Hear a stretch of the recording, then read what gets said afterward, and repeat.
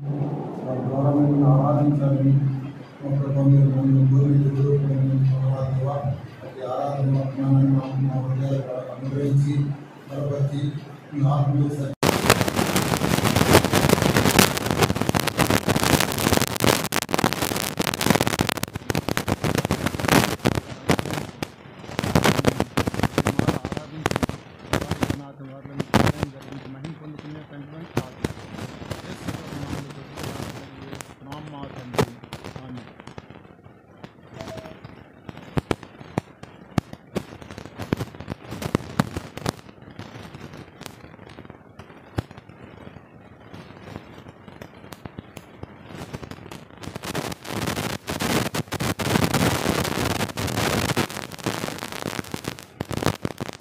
ఈ యొక్క ఆదికాండం 8వ అధ్యాయం 21లో ఇక్కడ దేవుని యొక్క ఆయన చేసిన సృష్టి యావత్తును బట్టి ఈ యొక్క భూలోకం ఆయన ఎంతగానో దేవుడు ఏం చేశాడంటే మంచిదిగా సృష్టించాడు. సృష్టి యావత్తు కూడా ప్రతిదీ మంచిదిగా సృష్టించాడు. సృష్టించినప్పుడు ఇక్కడ అన్నాడు, ఏమంటున్నాడంటే 21వ వచనం 2వ భాగం, ఎందుకనగా నరుల హృదయ ఆలోచన వారి బాల్యం నుండి చెడ్డది.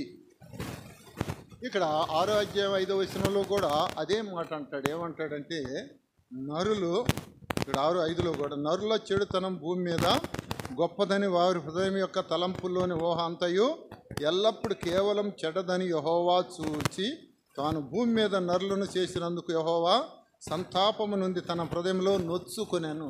అంటే బాధపడ్డాడు. సృష్టి ఆయన ఎంత అన్నీ మంచిగా చేశాడు అంటే, ముందు సృష్టి మనిషికి ఏదేది అవసరమో అవసరాలన్నీ సృష్టించిన తర్వాత చివరికి మనిషిని సృష్టించాడు. సృష్టించి ఏం చేశాడంటే, ఈ సమస్తం మీకు మరి ఏలండి, దీన్నంతా ఏలండి, ఇవన్నీ మీకు ఇచ్చి ఉన్నా అని చెప్పినప్పుడు మనిషి ఏం చేశాడంటే, మనిషి యొక్క హృదయ ఆలోచన అంతా కూడా ఎప్పుడు కూడా చెడ్డ తలంపులు ఊహ అన్నీ కూడా చెడ్డవైపోయినాయి. ఎందుకు చెడ్డవైపోయినాయి అంటే, దేవుడు ఆజ్ఞాపించాడు, ఏంది, ఈ యొక్క లోకాన్ని అంతా మీరు ఏలండి అని చెప్పాడు. కానీ ఒక షరతు పెట్టాడు దేవుడు. షరతు పెట్టి ఏం చెప్పాడు, ఈ యొక్క ఫలం ఒక్క చెట్టు తినకూడదు, మిగతా అన్నీ తినండి, దీన్ని ఏలండి అని చెప్పినప్పుడు దేవుని యొక్క మాటకి విధేయత చూపక దుష్టుడి యొక్క మాట విని ఈ యొక్క దేవుని సృష్టిని కల్మషం చేసి ఏం చేశాడు, తనకు తానే శిక్ష తెచ్చుకున్నాడు. మనిషి తనకు తానే శిక్షని కోరుకొని తెచ్చుకున్నాడు. దేవుడు సృష్టికర్త తండ్రి యొక్క ఆజ్ఞ. అందుకనే కుమారులకి తల్లిదండ్రులు చెప్తారు, అయ్యా ఆ చెడు వారి స్నేహం చేయమాకని తల్లిదండ్రులు చెప్పేలా పంపిస్తారు. స్కూల్కి పంపించేటప్పుడు వారి స్నేహం చేయమాక, అయ్యి చెడిపోతాడు. ఈ వేడి ఏం చేస్తాడు, ఆ చెడుతనానికే వెళ్ళిపోతాడు. కానీ తల్లిదండ్రులు మాటలేక ఎప్పుడు వాడు చెడిపోతాడు. చెడిపోయినాక ఎప్పుడుకో గుర్తొచ్చి ఏడుస్తూ ఉన్నప్పుడు మళ్ళీ తండ్రి జాలిపడి ఆ కుమారుడు మళ్ళీ మంచి మార్గంలో నడిపిస్తానికి ఎన్నో చేయాల్సి వస్తుంది. అలాగే మన పరలోకపు తండ్రి కూడా తను ఏం చేశాడంటే, అన్ని మంచిగా చేసినప్పుడు ఆ దుష్టుడు వచ్చేసి ఈ యొక్క అనుమానం తీసుకొచ్చి, అనుమానం ద్వారా ఏం చేశాడు, దేవుని ఆజ్ఞని అతిక్రమింపజేశాడు. కాబట్టి ఆజ్ఞ అతిక్రమం పాపం అని చెప్పేసి ఈ యొక్క సామెతల్లో ఉంటుంది. కాబట్టి ఆ పాపాన్ని తను తానే చేతులారా చేసుకున్నాడు. ఈ పాపాన్ని తీసివేయాలి. ఇప్పుడు ఎట్లా మరి, తండ్రి బాధ్యత. కొడుకు అక్కడ ఆ పాపం అనే ఊపిలో మునిగిపోయాడు. ఆ యొక్క ఊపి నుంచి లేపి శుభ్రం చేయాలి, పవిత్రపరచాలి. కాబట్టి దేవుడు ఏం చేశాడు, ఆ యొక్క దానికోసం ఒక జంతువుని బలిగా అర్పించి ఆ యొక్క దిశమల్ని ఏం చేశాడంటే ఆ వస్త్రంతో కప్పివేశాడు. ఆ మహిమవస్త్రం ఎప్పుడైతే పోయిందో ఈ యొక్క మానవ స్వభావం వచ్చేసింది. మానవ స్వభావం వచ్చినప్పుడు మనిషి ఆ యొక్క పాపంలో మునిగిపోయాడు. ఆ మునిగిపోయిన దానికి దేవుడు ఏం చేశాడంటే ఈ యొక్క ఒక జంతువుని బలిగిచ్చి దాని ప్రాణాన్ని బలిగా అర్పించి దాని యొక్క చర్మాన్ని ఈయనకి వస్త్రంగా తయారు చేశాడు.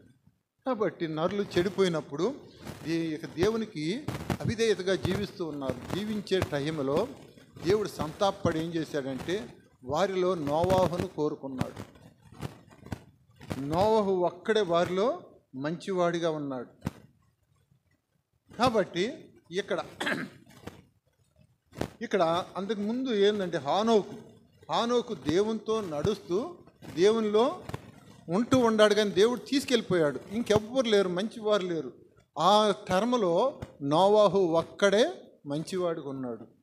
అందుకని ఇక్కడ 6 అధ్యాయం 8వ వచనంలో అంటాడు, అయితే నోవాహు యెహోవా దృష్టి యందు కృప పొందినవాడాయను. అయితే 9వ వచనంలో అంటాడు, నోవాహు వంశవళిది, నోవాహు నీతిపరుడును తన తరములో నిందారహితుడైయుండెను.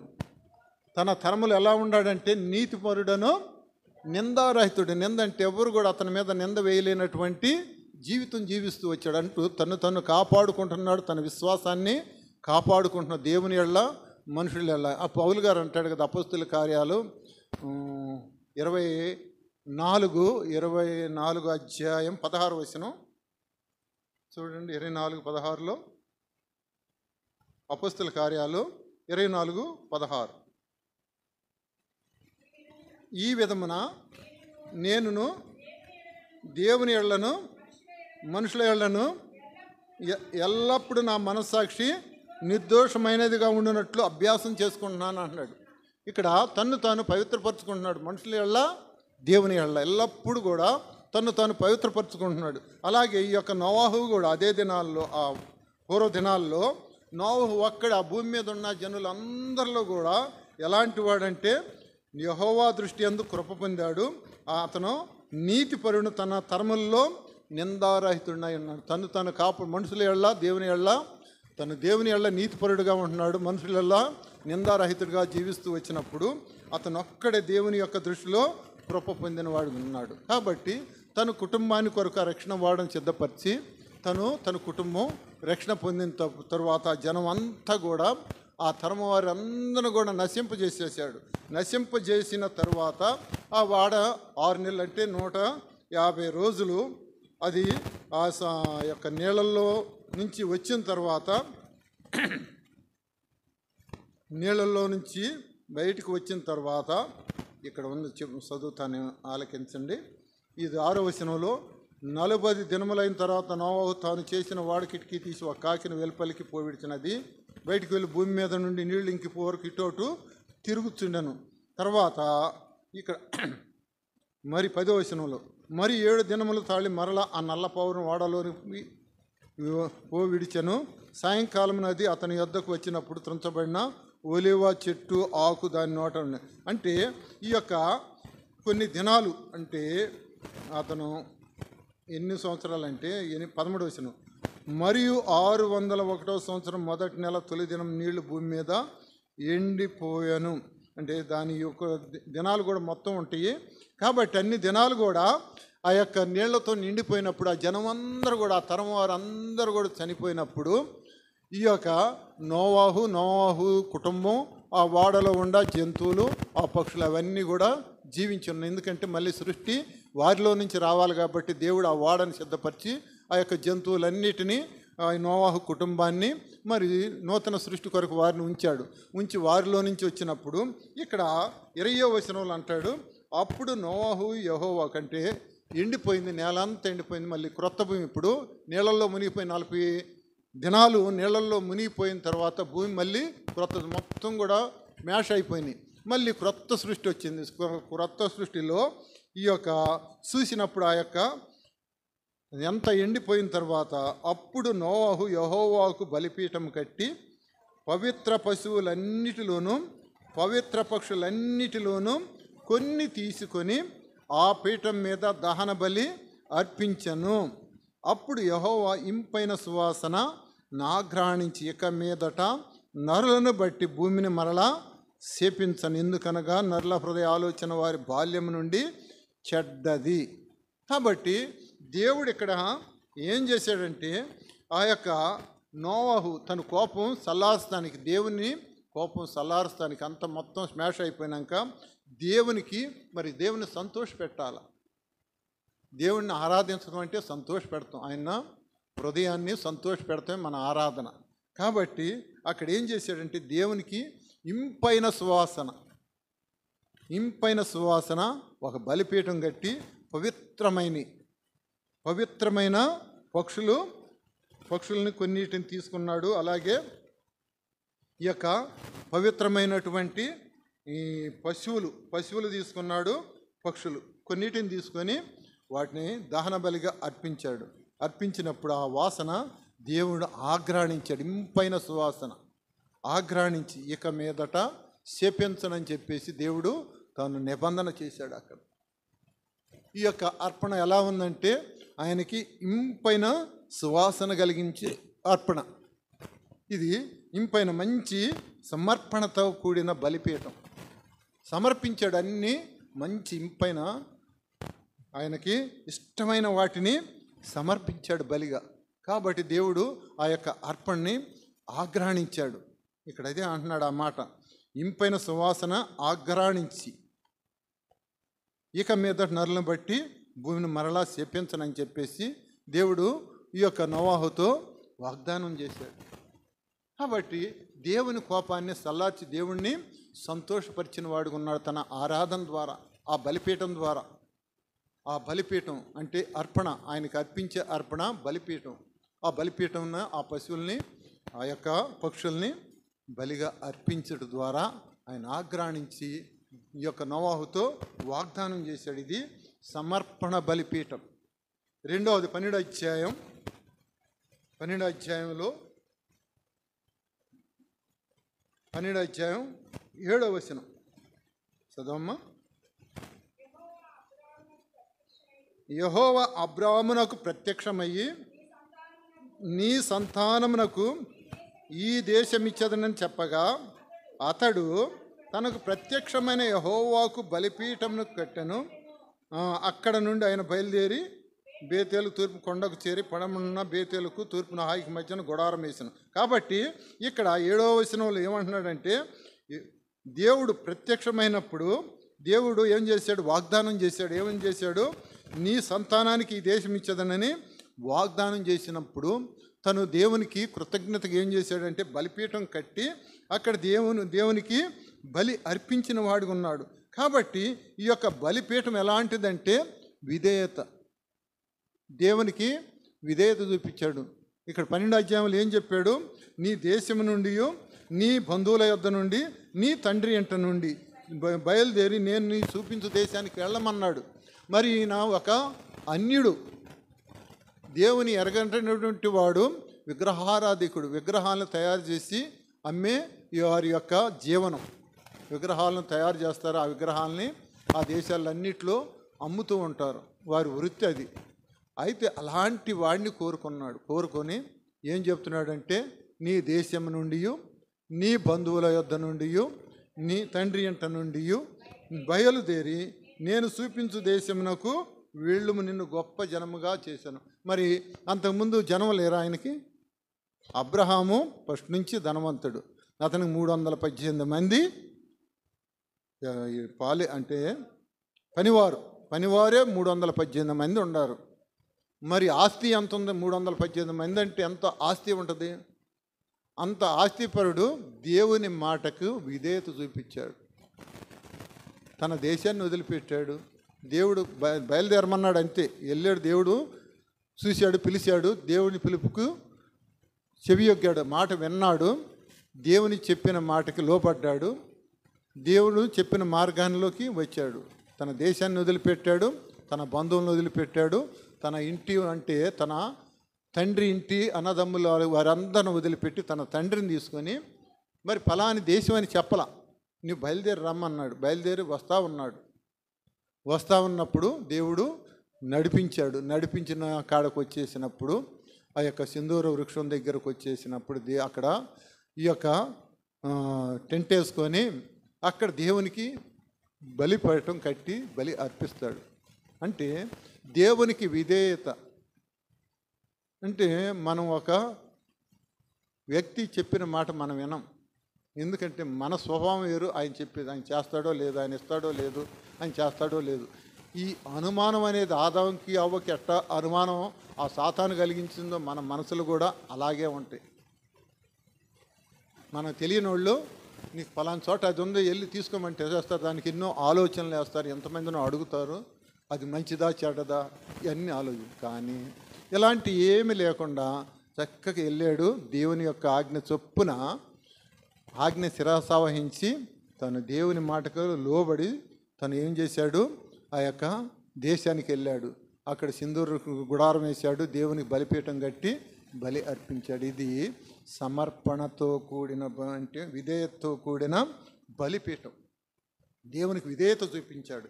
కాబట్టి విధేయత కలిగి జీవించినందుకు దేవుడు తన్ని ఆశీర్వాదిస్తానని వాగ్దానం చేసిన దేవునికి బలిపీఠం కట్టాడు. మూడవదిగా ఇక్కడ ఈ 8వ వచనం చదవం మళ్ళా 12:8. అక్కడ నుండి అతడు బయలుదేరి బేతేలుకు తూర్పునున్న కొండకు చేరి పడమటనున్న బేతేలునకును తూర్పునున్న హాయికిని మధ్యను గుడారం వేసి అక్కడ యెహోవాకు బలిపీఠము కట్టి యెహోవా నామమున ప్రార్థన చేసెను. ఇది ప్రార్థనా బలిపీఠం, దేవునికి ప్రార్థన చేసే బలిపీఠం. కాబట్టి నీ గుడారంలో కూడా దేవునికి బలిపీఠం ఉందా? నీ ప్రార్థనా బలిపీఠం నీ కుటుంబంతో చేస్తున్నావా? ఇది ప్రశ్న నీకు నాకు. అబ్రాంకి ఎవ్వరు చెప్పలా. అబ్రాంకి దేవుడు చెప్పాడా నువ్వు నాకు అక్కడ బలిపీఠం కట్టు, నాకు ప్రార్థన చేయని అన్నాడా? అనలా. కానీ విధేయత కలిగినటువంటి జీవితం అబ్రాంది. దేవుని మాటకు విధేయత చూపించాడు, విధేయత బలిపీఠం కట్టాడు, అక్కడ విధేయత చూపించాడు. ఇక్కడ తిరిగి ఈ యొక్క బేతేలుకి తూర్పున్న హాయికి మధ్య గుడారం వేసి అక్కడ యెహోవాకు బలిపీఠం కట్టి యెహోవా నామమున ప్రార్థన చేసి. అంతకుముందు ప్రార్థన అనేది లేదు. దేవునికి విధేయత చూపించాడు. విధేయత చూపించిన తర్వాత ప్రార్థన అంటే ప్రార్థన దేనికి అడుగుతాము? మన అవసరతల నిమిత్తం ప్రతిదీ అడుగుతానికి ఏం చేస్తాం? ప్రార్థన చేస్తాం. ప్రతి దాని కొరకు ప్రార్థన చేసి అడిగి పొందుకుంటుంది. కానీ ఇప్పుడు ఎంతో దేవుని అవసరతలు ఎరిగిన వాడికి ఉన్నాడు. మరి నాకు ఎన్నో అవసరతలు ఉన్నాయి, నా అవసరం తీర్చాలంటే ఆయన అడుక్కోవటమే ప్రార్థన. ప్రార్థన అనేది ఏమంటే అడుక్కోవటమే ప్రార్థన అనేది. ఇప్పుడు ఒక అధికారిని ఒక పెద్ద షావుకారు ఉన్నాడు, అయ్యా కొంచెం అది నాకు దయచేయ్యా, నాకు కొంచెం ఇయ్యయ్యా అని అడుగుతాం. ఇది నాకు కొంచెం అవసరం అయ్యా, అది లేదు. ఒక అధికారం ఉంది, అయ్యా ఈ సెలవు కావాలయ్యా, పలానా రోజు కావాలి ఇయ్యయ్యా అంటే ఆయన అధికారి ఇచ్చేవాడు, మనం పుచ్చుకునేవాళ్ళం. అలాగే దేవుని దగ్గర ఈ యొక్క నీకు సమస్తం ఇస్తానన్నాడు. ఇస్తానంటే ఏం చేయాలి? దేవుణ్ణి అడుక్కోవాలి. ఏదేది అవసరమో అడగాలని చెప్పేసి ఇక్కడ ఏం చేశాడు? ప్రార్థన బలిపీఠం కట్టాడు. జీవితంలో మనం నేర్చుకోవాల్సింది ఏంటంటే మనం ఆ పరమకు వెళ్ళే వరకు కూడా మనకి ప్రార్థన బలిపీఠం ఉండాలి. ఎవరు లేకపోయినా ఎవరు ఉన్నా కానీ ప్రార్థన అంటే దేవుడు మనతో ఉంటాడు. మన మొర ఆలకించేది ఏ మనిషి కూడా ఆలకించకపోవచ్చు, కానీ దేవుడు ఆలకించే తండ్రి. ఆయన పరమ తండ్రి, ఆయన సమస్తాన్ని ఎరిగిన దేవుడు. అక్కడ అదే కదా మనం యోహాను సువార్త 13:1 ఏం చదువుకున్నామో మనం, ఆయన అందరి హృదయాలు ఎరిగినవాడు కాబట్టి ఆయన ప్రేమించిన వాడికి ఉన్నాడు. కాబట్టి నిన్ను నన్ను ప్రేమించే దేవుడు. మరి లోకంలో ఎంతోమంది ఉన్నారు, వారందరినీ రక్షించుకోలే దేవుడు. నిన్ను నన్నే రక్షించుకున్నాడు. ఎందుకు? ఆయన చిత్తంలో ఉన్నాం మనం. ఆయన నిత్య రాజ్యంలో మనం ఆయన రాజ్యాన్ని స్వతంత్రించుకోవాలని జగత్పునాది వేయబడమని క్రీస్తులో మనల్ని ఏర్పాటు చేసుకున్నాడు. ఆ ఏర్పాటును పెట్టే మనం పిలుచుకున్నాడు, నిర్ణయించుకున్నాడు, తన రాజ్యానికి వారసులుగా చేసుకున్నాడు. కాబట్టి ఆ చిత్తాన్ని కనుగొనటానికి ఏం చేశాడంటే బలిపీఠం, ప్రార్థనా బలిపీఠాన్ని కట్టిన వాడిగా ఉన్నాడు. ఇది ఎన్నో బలిపీఠం? 3వ బలిపీఠం, ప్రార్థనా బలిపీఠం. 4వదిగా చూద్దాము. ఈ యొక్క 13వ అధ్యాయం, ఆదికాండం 13వ అధ్యాయం 17వ వచనం చదువమ్మా. ఈ దేశం యొక్క పొడుగును వెడల్పును దానిలో సంచరించుము, అది నీకు ఇచ్చదనని అబ్రాహాముతో చెప్పాను. అప్పుడు అబ్రహాము తన గుడారం తీసి హెబ్రోన్లోని మమ్రే దగ్గరనున్న సింధూర వృక్షవనంలో దిగి అక్కడ యెహోవాకు బలిపీఠము కట్టెను. హెబ్రోన్ అంటే సహవాసం. కాబట్టి ఇప్పుడు సహవాసం సంఘం కావాలి. ఇప్పుడు ప్రార్థనతో మొదలుపెట్టాడు. ఇప్పుడు సహవాసం, దేవుని సహవాసం కావాలి. కాబట్టి ఇక్కడ దేవుడు ఏదైతే ఇస్తానన్నాడో ఆ ఇచ్చేదాన్ని గురించి దేవునితో సహవాసం కలగాలని ఆ గుడారం ఏం చేశాడు? అప్పుడు అబ్రాహాము తన గుడారం తీసి హెబ్రోన్లోని మమ్రే దగ్గర సింధూర వృక్షవనంలో దిగి అక్కడ యెహోవాకు బలిపీఠము కట్టెను. ఇది సహవాస బలిపీఠం. హెబ్రోను సహవాసం, దేవునితో సహవాసం కలిగి ఉండటానికి, దేవునితో ఐక్యత కలిగి ఉండటానికి, దేవునిలో అక్కడ అడిగి పొందుకోవటానికి బలిపీఠం, ప్రార్థన బలిపీఠం కట్టాడు. దేవునితో నడుస్తానికి, దేవునితో సహవాసం కలిగి ఉండటానికి ఇక్కడ ఏమేమి బలిపీఠం కట్టాడంటే మమ్రే దగ్గర సింధూర వృక్షంలో హెబ్రోన్లో బలిపీఠం కట్టాడు. యెహోవా నామమున బలిపీఠము కట్టాను. ఇది సహవాసంతో కూడుకున్నటువంటి బలిపీఠం. ఇది 4వ బలిపీఠం. మొదటి బలిపీఠం ఏంటమ్మది? ఈ యొక్క సమర్పణ బలిపీఠం. 2వ బలిపీఠం విధేయత కలిగినటువంటి బలిపీఠం. 3వది ప్రార్థనా బలిపీఠం, ప్రార్థనా బలిపీఠం. 4వది సహవాస బలిపీఠం. 5వది చదువుకుందాం. ఇంకా 5వది ఈ యొక్క 22వ అధ్యాయం, 22వ అధ్యాయం, ఈ యొక్క 22వ అధ్యాయంలో 9వ వచనం చదువమ్మా. 22వ అధ్యాయం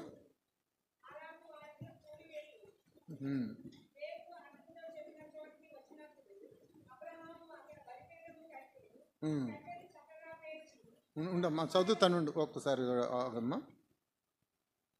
ఇక్కడ 22లో నుంచి కొన్ని చదువుకుంటే మనకి ఈయన యొక్క స్థితి, అలాంటి సమయం ఎలా ఉందో ఇక్కడ చదువుకుని నేను చదువుతాను, మీరు ఆలకించండి.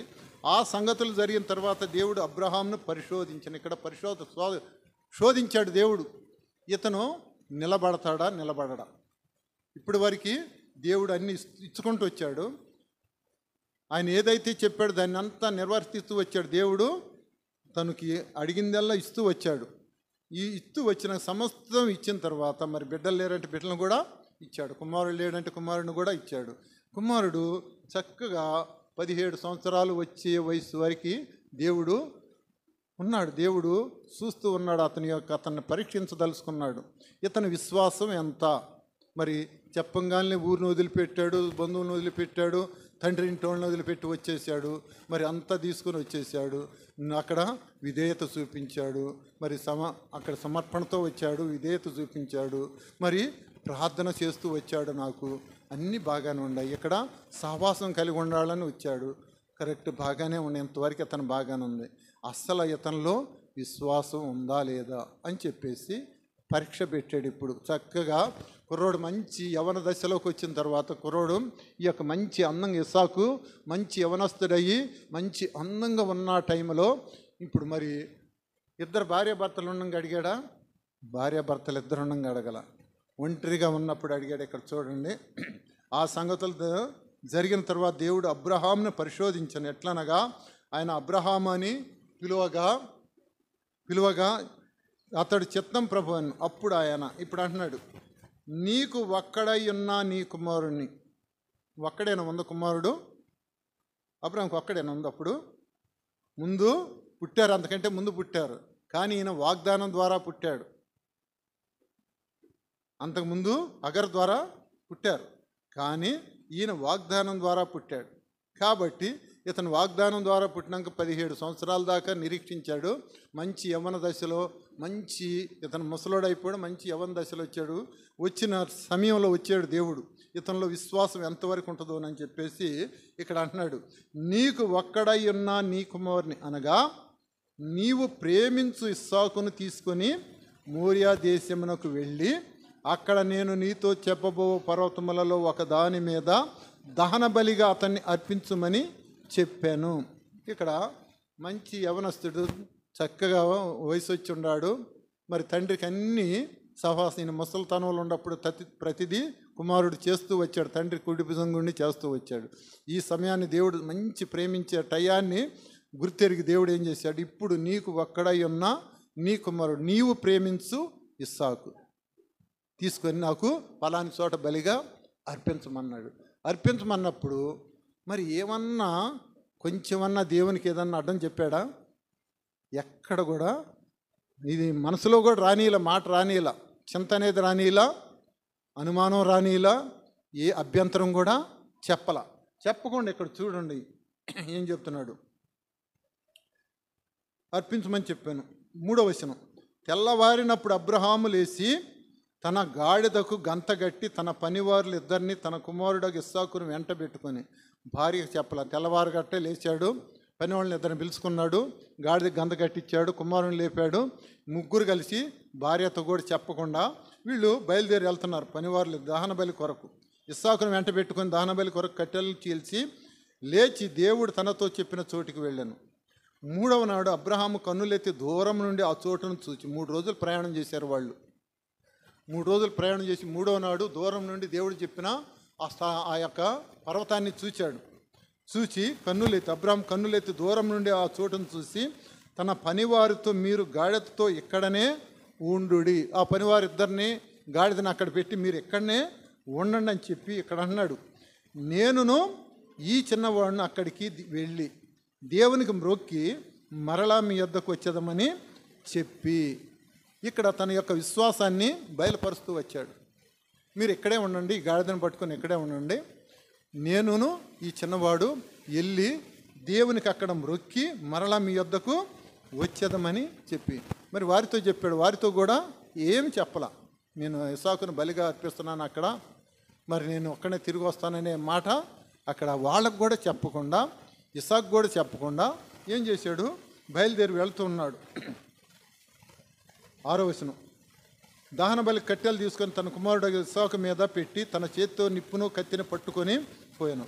వారిద్దరు కూడి వెళుతుండగా ఇస్సాకు తన తండ్రి అయిన అబ్రహాముతో నా తండ్రి అని పిలిచాను. అందుకు అతడు ఏమి నా కుమారుడు అని.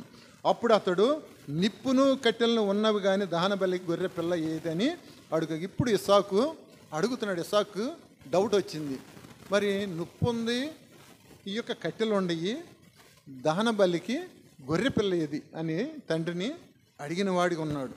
అడగగా ఇప్పుడు చెప్తున్నాడు కుమారుడికి 8వ వచనంలో, అబ్రహాం నా కుమారుడా, దేవుడే దహన బలికి ఆ గొర్రె పిల్లను చూసుకున్నాని చెప్పాను.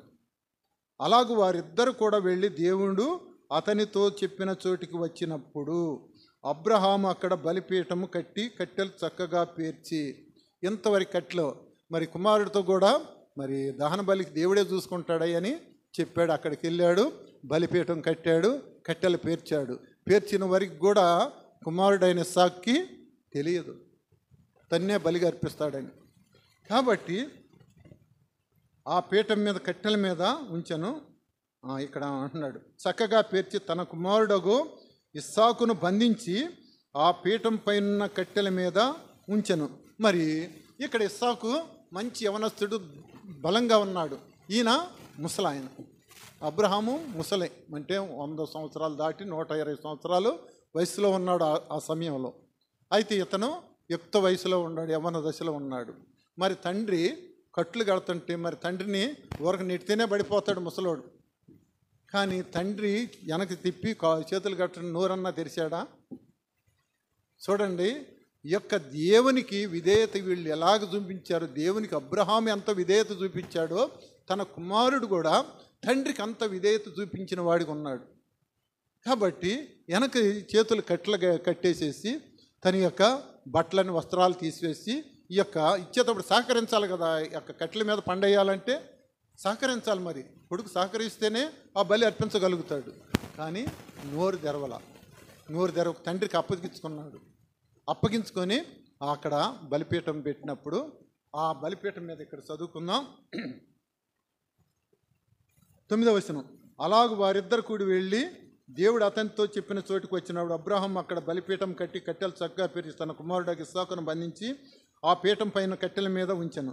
అప్పుడు అబ్రహాం తన కుమారుని వధించుటకు తన చెయ్యి చాపి కత్తి పట్టుకొనగా యెహోవా దూత పరలోకం నుండి అబ్రహాం అని పిలిచెను. అందుకు అతడు చిత్తం ప్రభు అను. అప్పుడు ఆయన ఆ చిన్నవాని మీద చెయ్యి వేయకము, అతన్ని ఏమీ చేయకము, నీకు ఒక్కడై ఉన్న నీ కుమారుని నాకియ్య, వినుదీయలేదు గనుక నీవు దేవునికి భయపడేవాడవని ఇందువలన నాకు కనబడుచున్నదనెను. అప్పుడు అబ్రాహాము కన్నులెత్తి చూడగా పొదల కొమ్మును తగులుకొని ఉన్న ఒక పొటేలు వెనుక తట్టును కనబడను. అబ్రాహాము వెళ్ళి ఆ పొటేలును పట్టుకొని తన కుమారునికి మారుగా పెట్టి దహన బలిగా అర్పించెను. అబ్రాహాము ఆ చోటికి యెహోవా ఈరని పేరు పెట్టాను. అందుచేత యెహోవా పర్వతం మీద చూసుకున్నాను నేటి వరకు చెప్పాను. యెహోవా దూత రెండో మారు పరలోకం నుండి అబ్రాహామును పిలిచిట్లను, నీవు నీకు ఒక్కడయ్యున్న నీ కుమారుని వెనుక తీయలేదు. ఈ కార్యం చేసినందున నేను నిన్ను ఆశీర్వదించి, ఇక్కడ సంపూర్ణంగా ఆశీర్వదించాడు దేవుడు.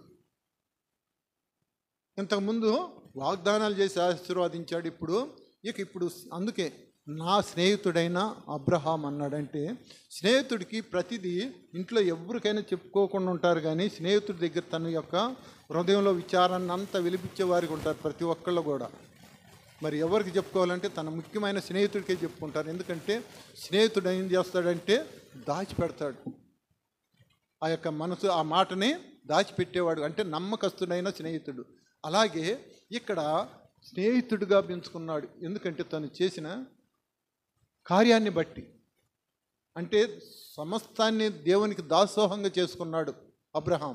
అప్పుడు దేవుడు నా స్నేహితుడని పిలిచాడు.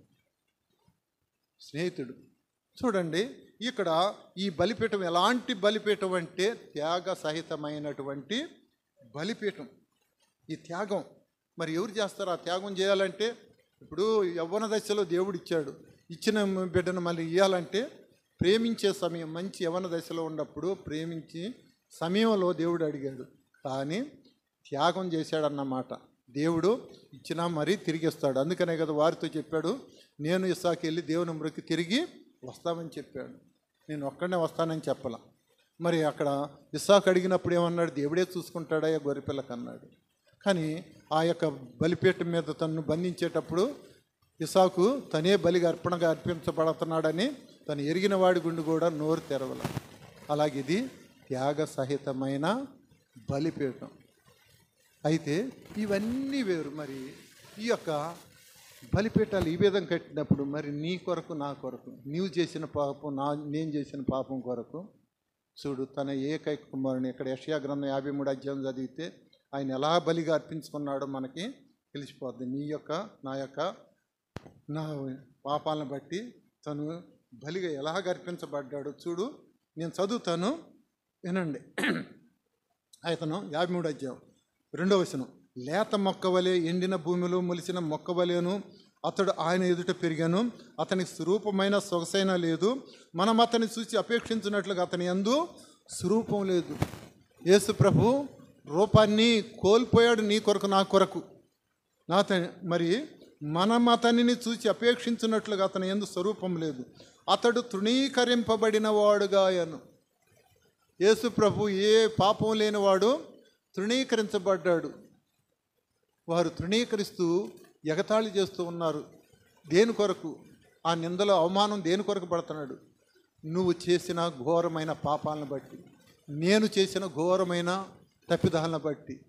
ఆ పాపాలన్నీ ఆయన వీపు మీద వేసుకున్నప్పుడు వారు అక్కడ అపహసించేటప్పుడు తను నోరు తెరవల, తన స్వరూపాన్ని కోల్పోయిన వాడిగా ఉన్నాడు. ఇక్కడ అంటున్నాడు 3వ వచనంలో, మనుషుల వలన విసర్జించబడిన వాడును వ్యసనాక్రాంతుడుగా వ్యాధిని అనుభవించిన వాడుగాను మనుషులు చూడనల్లని వాడుగాను ఉండను. ఇప్పుడు ఆయన చూశారు ఎవరిని? ఏబుని. తన స్నేహితులు వచ్చి చూసినప్పుడు ఆ రూపం కూడా చూడలేకపోయారు, ఏబు అని నిర్ధారించుకోలేకపోయారు. అతను ఆ రూపం అంతా కోల్పోయి ఆ చిలపెంగులతో గీక్కుంటూ ఆ పొక్కులు వచ్చి ఉన్నప్పుడు వాళ్ళు 7 దినాలు అక్కడ కూర్చొని ఆయన నిదానించి చూసినప్పుడు అప్పుడు గుర్తుపట్టారంట ఏబని.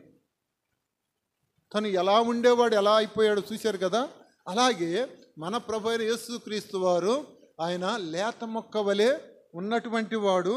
ఇక్కడ ఎండిన భూమిలో మొలిసిన మొక్క వలె అతడు ఆయన ఎదుట పెరిగిన. అతనికి స్వరూపం సొగసు కూడా లేకుండా మనుషులు చూడనల్లన్న వాడికి అయ్యాడు. కాబట్టి ఇక్కడ అతడు తృణీకరింపబడిన వాడు కనుక మనం అతన్ని ఎన్నిక చేయకపోతుంది. నిశ్చయముగా అతడు మన రోగములను భరించను, మన వ్యసనములను సహించను.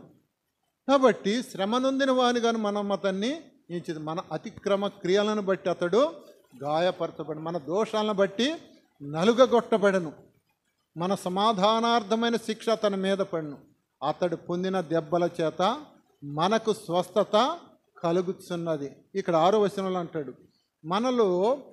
మనమందరం గొర్రెల వలె త్రోవ తప్పిపోతే మనలో ప్రతివాడు తనకిష్టమైన త్రోవను తొలిగాను. కాబట్టి ఎవరి ఇష్టంగా వాళ్ళు పాపం చేస్తూ ఎవరి యొక్క ఇష్టాన్ని వాళ్ళు నెరవేర్చుకుంటూ ఉన్నప్పుడు ఆ పాపాలన్నీ కూడా మోయలేనివైన అయినప్పుడు ఇక్కడ అంటున్నాడు, యెహోవా మన అందరి దోషమును అతని మీద మోపిన. మనం చేసిన పాపాలు, మనం చేసిన దోషాలన్నిటిని కూడా ఆయన మీద మోపిన. అతడు దౌర్జన్యము నొందెను, బాధింపబడిన అతడు నోరు తెరవల. ఇక్కడ ఇస్సాకు నోరు తెరవలేదు. అక్కడ యేసు ప్రభు నీ కొరకు నా కొరకు ఆ కలువరి శిలువలో ఆ బాధ అనుభవిస్తూ నోరు తెరవల. వాళ్ళు హింసించి కొట్టుతూ వాళ్ళని ఎన్నెన్నో గాయాలు చేస్తూ ఉన్నప్పుడు కూడా నోరు తెరవల. ఆయన ఒక్క మాట అన్నాడు, తండ్రి వీరేమి చేయుచున్నారో వీరు వెరుగరు, వీరిని క్షమించు. మన కొరకు ఆయన ఆ బాధాన్ని భరించి మన కొరకు ఆ కలువరి శిలువలో బలిగా ఆయన ప్రాణాన్ని ధారపోసాడు. చూడండి ఇక్కడ ఏమంటున్నాడంటే, ఈ యొక్క 9వ వచనంలో 2వ భాగంలో, నిశ్చయముగా అతడు అన్యాయం ఏమీ చేయలేదు, అతని నోట ఏ కపటమును లేదు, అతని నలుగుగొట్టుటకు యెహోవాకు ఇష్టమాయను, ఆయన అతనికి వ్యాధి కలుగు చేశాను, అతడు తను తానే అపరాధ పరిహారార్థ బలి చేయగా అతని సంతానం చూసును, అతడు దీర్ఘాయుష్మంతుడగును, యెహోవా ఉద్దేశం అతని వలన సఫలమగును. ఆయన ఉద్దేశం ఏంటంటే, ఈ లోకం ఏదైతే ఆదాములో మనం కోల్పోయామో ఆ యొక్క రూపాన్ని మరి తిరిగి తీసుకొస్తానికి తన కుమారుని ఈ లోకానికి పంపించి ఆయనకు శిక్ష విధించి మనం ఏదైతే మహిమను కోల్పోయాం ఆ మహిమను తిరిగి తీసుకొని వస్తానికి ఆయన కుమారుని అర్పించాడు. ఆయన కుమారుని యొక్క రక్తం ద్వారా ఇప్పుడు ఏమని చేసాం, మన పాపల కల్మషం పాపం అంతా పరిహరించి ఏం చేశాడు, నీతిమంతులుగా తీర్చాడు. ఆయన రక్తం ద్వారా ఇప్పుడు పరిశుద్ధులంగా అయ్యాం. పాపంలో జీవించేవారు ఇప్పుడు ఏమయ్యాము, పరిశుద్ధులుగా తీర్చబడ్డాం. కాబట్టి ఈ యొక్క దేవుని యొక్క కుమారుని యొక్క రక్తం ద్వారా ఏం చేశాడు, ఆయన బలి అర్పించడం ద్వారా నీకు నాకు గొప్ప రక్షణ ఇచ్చి ఆ నిత్య పరలోకం, ఆ యొక్క నిత్య రాజ్యం అంటే మనం ఆ రాజ్యం ఎలాంటిదంటే సూర్యుడు లేడు, చంద్రుడు లేడు, అక్కడ వెలుగు ఎప్పుడు దేవుడే వెలుగై ఉన్న ఆ రాజ్యం, అలాంటి నిత్య ఆకలి దప్పులు లేని రాజ్యం, ఈ యొక్క అసూయ ద్వేషాలు లేని రాజ్యం, సంతోషం ఆనందంతో నిండిన రాజ్యం. ఆ రాజ్యానికి నిన్ను నన్ను వారసులుగా చేశాడు. కాబట్టి ఈ యొక్క బలి ఎలాంటిదంటే, ఈ యొక్క అగాపే ప్రేమతో ప్రేమించిన దేవుడు నీ కొరకు నా కొరకు ఆ యొక్క కలువరి శిలువలో తన కుమారుని బలిగా అర్పించడం ద్వారా గొప్ప రక్షణ నీకు నాకు కలుగజేశాడు. కాబట్టి ఇంత గొప్ప త్యాగం చేసిన మన దేవునికి, మన ప్రభువుకి, మన యేసు ప్రభువుకి మన హృదయమార దేవుణ్ణి ఆరాధించబద్దులమై ఉన్నాం. మొదటిది ఈ యొక్క బలిపీఠం ఎలాంటి బలిపీఠం అంటే సమర్పణ బలిపీఠం. రెండవ బలిపీఠం విధేయత కలిగినటువంటి బలిపీఠం. మూడో బలిపీఠం ప్రార్థనా బలిపీఠం. నాలుగో బలిపీఠం సహవాసం కలిగి ఉన్న బలిపీఠం. ఐదో బలిపీఠం త్యాగ సహితమైన బలిపీఠం. ఈ ఆరవదిగా నీ కొరకు నా కొరకు సృష్టికర్త ఈ లోకానికి వచ్చి మనల్ని ఆ యొక్క నీతిమంతులుగా తీర్చడానికి ఆయన బలిగా అర్పించబడ్డాడు. ఇది అగాపే ప్రేమతో ప్రేమించబడినటువంటి బలిపీఠం. ఆయన ప్రేమ దీనిలో రుజువుపరుచుకున్నాడు. కాబట్టి అంత గొప్ప దేవుణ్ణి మనం హృదయమారా ఆరాధించబద్దులమైన ఈ యొక్క వాక్యాన్ని దేవుడు ఆశీర్వదించి కాపాడును గాక.